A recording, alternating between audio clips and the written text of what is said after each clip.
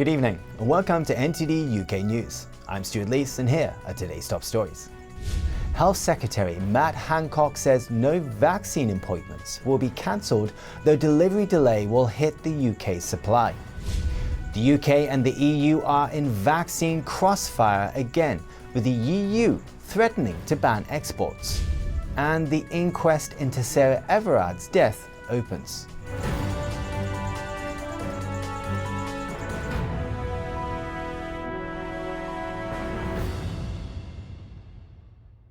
Health Secretary Matt Hancock says the UK is on track to meet its target of vaccination offerings, despite international vaccine supply issues. NTD's Neil Woodrow has the story. Yesterday there was great alarm as a letter sent by NHS England to 1,500 COVID-19 vaccination centres. It said there was a significant reduction available from manufacturers from week commencing March 29th. On Thursday, Matt Hancock made a statement giving the reasons for the shortage of supplies. In the last week, we've had a batch of 1.7 million doses delayed because of the need to retest its stability. And we have a delay in a scheduled arrival from the Serum Institute of India. 10 million doses of the 100 million vaccine doses ordered from AstraZeneca are coming from the Serum Institute. A spokesman for the institute said it had delivered 5 million doses to the UK a few weeks ago. Hancock said the priority will be on giving the scheduled second doses to 12 million people. These second doses cannot be delayed as they have to be delivered within 12 weeks of the first dose. Hancock said there will be no weeks in April with no first doses and no cancelled appointments as a result of supply issues. He went on that these targets to offer the vaccine to everyone aged 50 and over by the 15th of April and to all adults by the end of July. I can confirm that we are on track to meet both of these targets. Britain would have given the first shot to all adults in the next few days, making it one of the fastest countries to roll out the vaccine. Neil Woodrow, NTD News, Epsom, Surrey. The UK has accused the European Commission of dangerous tactics over its threat to ban exports of CCP virus vaccines. It comes after European Commission head Ursula von der Leyen aired her frustration over a lack of deliveries from AstraZeneca. Foreign Secretary Dominic Raab says he expects the EU will respect legal contracts. He says he spoke with two vice presidents of the EU over the last few days, but they were not aware of any plans to restrict supply of vaccines to the UK. Frankly, I'm surprised we're having this conversation. It is normally what the UK and the EU team up with to object when other countries with less democratic regimes than our own engage in that kind of brinkmanship. Raab indicated the seriousness of the matter. I think it takes some explaining because the world's watching. We've, all of us, including with our European friends, been saying throughout the pandemic that it would be wrong to curtail or interfere with lawfully contracted supply. We all said it last year on PPE. Earlier, President of the EU Commission, Ursula von der Leyen, said the EU is on the crisis of the century. She says she will not rule out anything to make sure Europeans are vaccinated as soon as possible. If the situation does not change, we will have to reflect on how to make exports to vaccine-producing countries dependent on their level of openness. She says it's hard to explain to the EU citizens why vaccines produced in the EU are going to other countries that are also producing vaccines. She claimed that supplies going back into the EU were hardly anything. Von der Leyen singled out the UK and pointed to the EU's contract with AstraZeneca. We're still waiting for doses to come from the UK, so this is an invitation to show us that there are also doses from the UK coming to the European Union so that we have reciprocity. Back in January, the EU threatened to ban vaccine exports from the EU to Northern Ireland, but later backed down and agreed not to restrict vaccine exports and instead fulfill contractual responsibilities. Prime Minister Boris Johnson's former senior advisor is criticising the Department of Health. He says it could not be trusted to run the vaccine programme. The Prime Minister's former senior advisor gave evidence to MPs on Wednesday. Dominic Cummings said in spring 2020 the Department of Health was just a smoking ruin in terms of procurement and PPE. He said it couldn't be trusted to run the vaccine programme. It's not coincidental that the vaccine programme worked the way that it did. It's not coincidental that to do that we had to take it out of the Department of Health. Cummings said the government's chief senior advisor made the suggestion splitting it off from the department. Patrick Vallance then came to Number 10 and said, this shouldn't be run out of the Department for Health, we should create a separate task force. Cummings was appointed senior advisor in 2019 after the Prime Minister turned to him for help to deliver his promise to get Brexit done. In November last year, he left Downing Street. More British people have returned to offices after schools in England reopened. That's according to official figures. Last week, some 53% of British workers travelled to their workplace at least once, up from 48% the week before. The proportion of people working solely from home dropped from 36% to just 30%. The Office of National Statistics said the change coincided with the reopening of schools in England on the 8th of March. An independent regulator says that more than 500 do not resuscitate decisions were made without the person, their relative or carer's agreement since March last year. That's out of less than 10,000 patients. From the beginning of the COVID-19 pandemic, there were concerns that Do Not Attempt Resuscitation or DNAR orders were being made without involvement of the patient or relatives. The Department for Health and Social Care asked the Care Quality Commission to conduct a rapid review between November last year and January this year into how these decisions were made. DNAR orders refer to giving CPR to a patient. It shows that since the 17th of March 2020, 508 out of more than 9,600 DNAR orders had not been agreed in discussion with the person, nor the relative or carer. The report said individuals' human rights were potentially being breached in more than 500 cases. Independent regulator CQC concluded that a ministerial oversight group must be set up to look in depth at the issues. The inquest into Sarah Everard's death is opening today in Maidstone, Kent.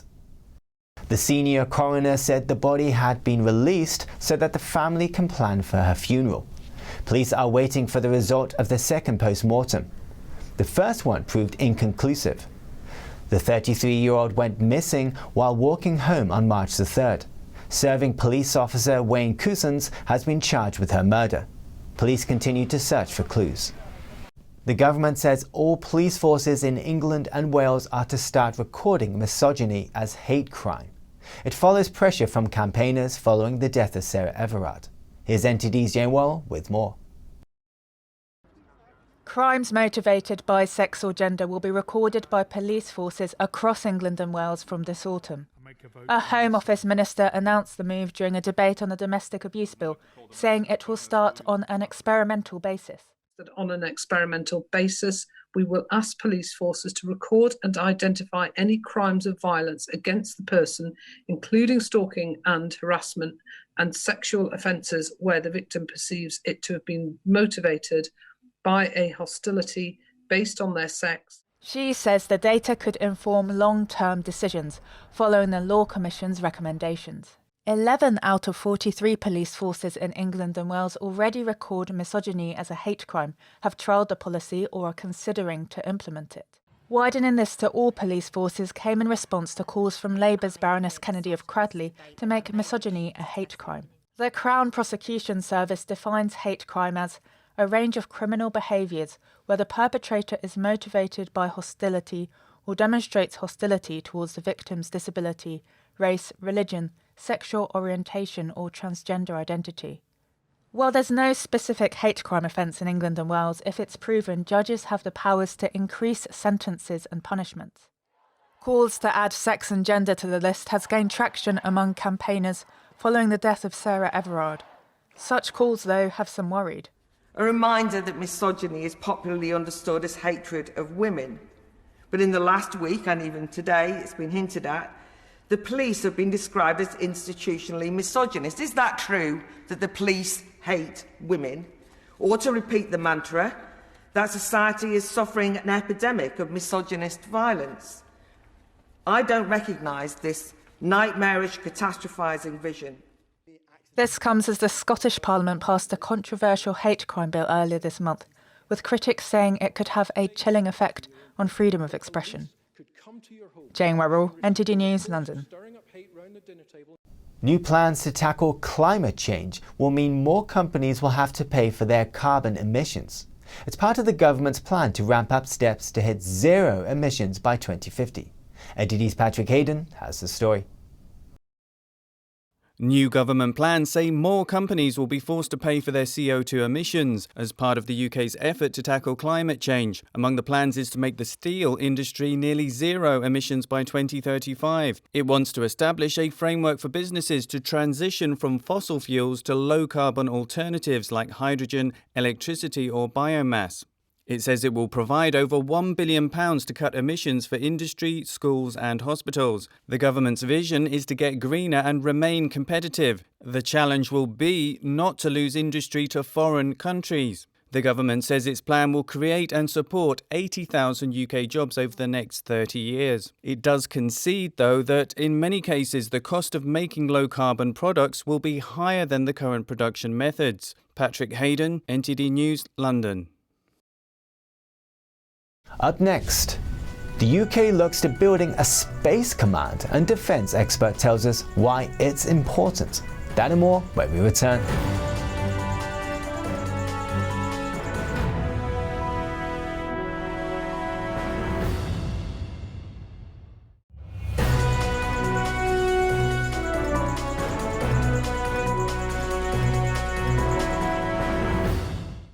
The UK wants to launch rockets from Scotland and create a new space command.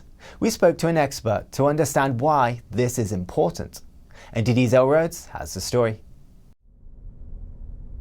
In a major defence and foreign policy review published on Tuesday, the UK government promised to become a meaningful actor in space. Robert Clark from the Henry Jackson Society think tank said it's essential for the UK to have its own independent and credible space programme. He said China has been militarising space for a while. If we look at the Chinese space programme, particularly from next year onwards, they're looking at launching their own international space centre, and the incorporation of their civil and military technology will only potentiate the role that Chinese military will have in space. Announcing the biggest military spending boost since 1991, the Prime Minister last year said that the UK will establish a space command and that it will launch its first ever rockets into space from British soil. There's a limitation on space launches in Britain due to the island's location.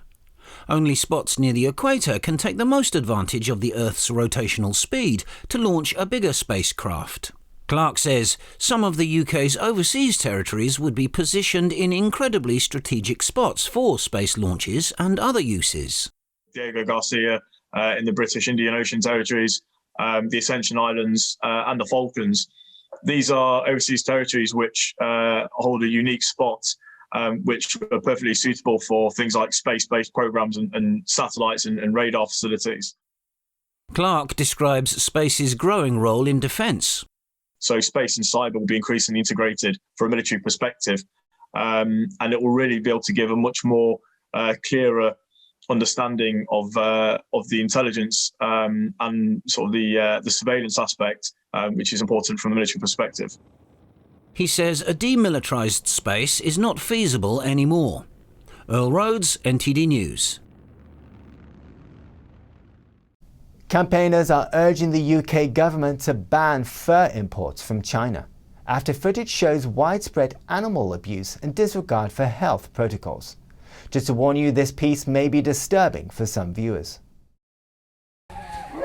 Investigators from Humane Society International, or HSI, visited 13 fur farms in China between November and December last year.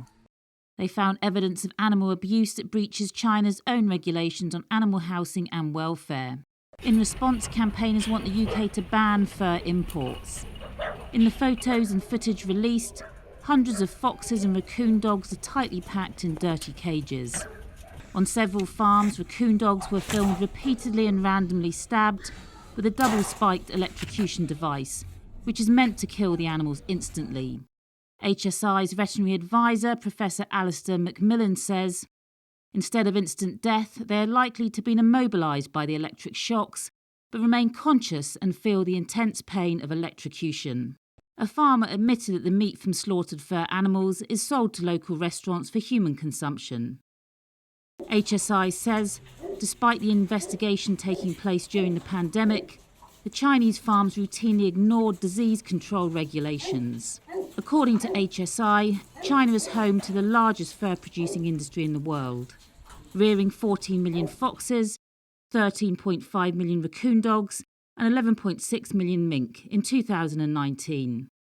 A spokesperson from the British Fur Trade Association told British media The Guardian that there is no evidence or proof linking these farms to fur entering the UK supply chain. HSI says it has provided the investigation evidence to the Chinese authorities, both in Beijing and in London. There are more unaccompanied children crossing the US-Mexico border, with over 4,000 now reportedly in Border Patrol custody.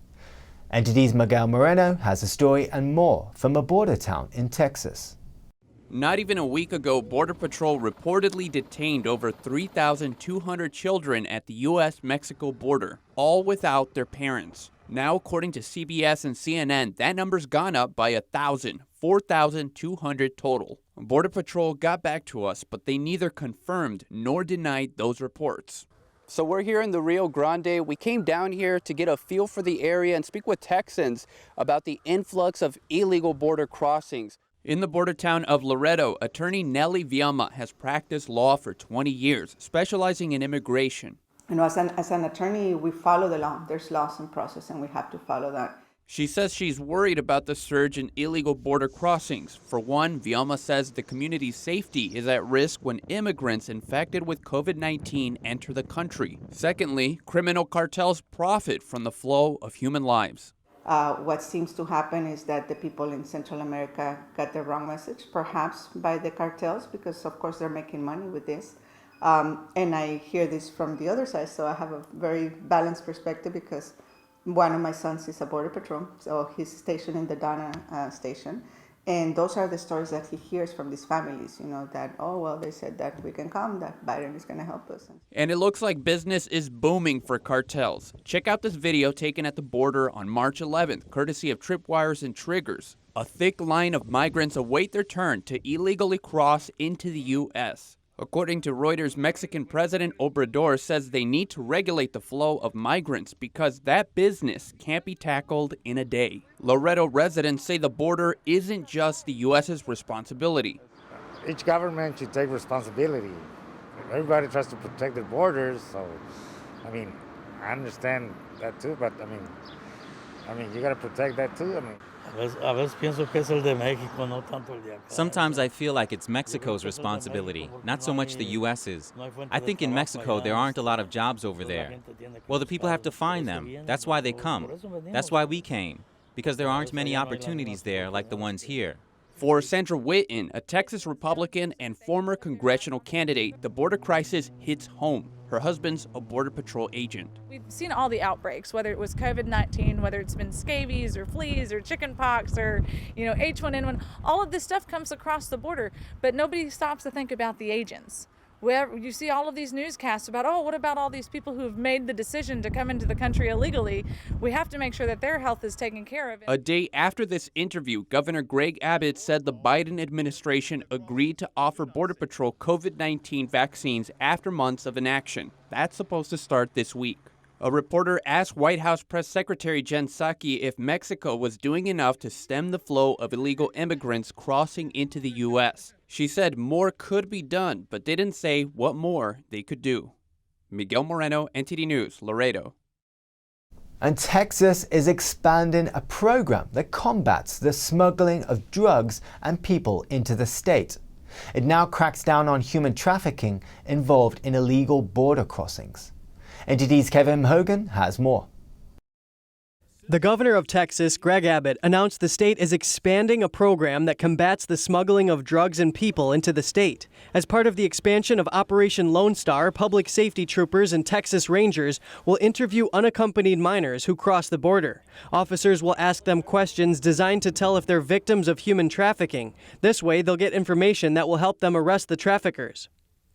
Director McGraw and his staff with the Texas Department of Public Safety and others have been engaged in this process of trying to root out the human trafficking element. But let's clarify something that you said that I disagree with. The Biden administration opened the floodgates to any child who wants to come across the border is going to be able to come across the border. And I know from what's going on the ground, they are completely ill-prepared for this. The White House did not immediately reply to a request for comment on this, but Press Secretary Jen Psaki responded to a reporter's question at a briefing. He asked how Biden's "Don't Come Over" message is being communicated to the migrants who are already en route to the U.S. Secretary Alan Mayorkas did an interview just yesterday. You've heard Roberta Jacobson speak to this, and a range of officials beyond them who are speaking directly with countries, working in partnership with them, speaking directly through channels that are in the region, that now is not the time to come. The border is not open. This is a treacherous journey. The vast majority of people will be certainly sent back on their journey, and that's the message we're sending. Governor Abbott is making a request of the Biden administration. He wants permission for the Texas Department of Public Safety, or DPS, to access the facility that holds minors in Dallas. That way, DPS would be able to interview unaccompanied minors. Abbott is also asking to enter other federal facilities in Texas. These sites are a direct result of President Biden's reckless open border policies that are causing a surge in border crossings and cartel activity. The administration has yet to provide answers that Texans deserve. How long will these children be here? What countries have they come from, and what COVID variants have they been exposed to? Texas launched Operation Lone Star earlier this month. It sends air, land, marine, and tactical border security assets to high-threat areas. It's an effort to combat the smuggling operations of Mexican cartels. Abbott said he expects the number of migrants coming to the border to increase in the short term. Kevin Hogan, NTD News. The Royal Shakespeare Company has developed a virtual performance based on A Midsummer Night's Dream. It's unlike any Shakespeare production you've ever seen. Follow me. Shakespeare is going virtual. Dream is an online event by the Royal Shakespeare Company. It's based on the play A Midsummer Night's Dream and uses 3D video game technology. Taking elements of the bard's original vision, it immerses the audience in a virtual landscape. The RSC's literary manager explains. We've taken characters from the play, we've taken some of the language from the play, and we've created a new story. I think in the spirit that a radical playwright would approve of. The 7-strong cast play virtual sprites that guide the audience through the experience. Actor Maggie Bain describes the performance process. We're kind of puppeteering at times, we are performing at times. There's lots of different things that the technology is giving us that we have to be aware of. The live-streamed event is free to view, but a £10 Audience Plus ticket lets viewers become a Firefly and interact with the cast. Hill believes that a global audience with interactive participation has a future in theatre. So it's been unbelievably exciting to work in this way and to find these new tools to perform with. Dream runs till Saturday, March the 20th. Now, a rare exotic bird believed to be extinct in the British wild has been caught on camera, wandering around a garden in Scotland. Student Sophie Pearson was stunned this month when she saw the dazzling bird strut past her window in St Andrews, Fife. The Lady Amherst's pheasant was introduced to the UK from China in the 19th century. There have been no reported sightings of the bird since 2019. It's thought that the one in Fife may have escaped captivity. That's the news for today, and thanks for tuning in. I'm Stuart Lees.